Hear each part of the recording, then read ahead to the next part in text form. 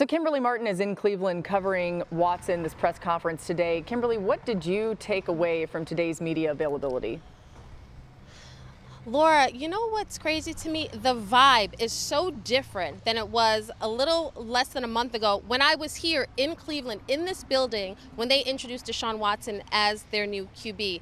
The tenor in that press conference, it was somber, awkward, tense. Obviously, the allegations were brought up quite a bit during that press conference. And today, those same allegations, those same lawsuits, now we have 2 additional, now we're up to 24. Those are still the backdrop of this entire situation.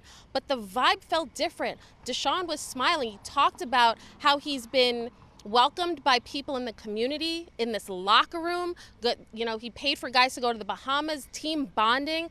A lot was made about this Browns locker room and how it was fractured last year. And they are spending a lot of time trying to build that cohesion between the offense and the defense. And at the center of that is Deshaun Watson, despite all of these allegations, Laura. Yeah, again, as you mentioned, Kimberly, 24 civil lawsuits alleging sexual misconduct and assault. Let's get Jeff Darlington in here for a minute. Jeff, is there any sense on the timeline for when the league will make a decision on any potential punishment for Watson?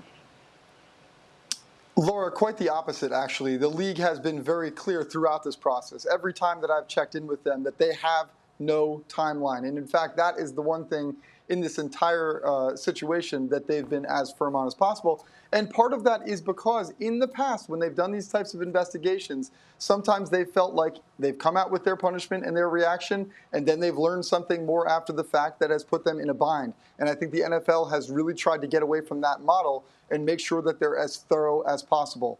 Like Kimberly mentioned, they have spoken to Deshaun Watson once at this point.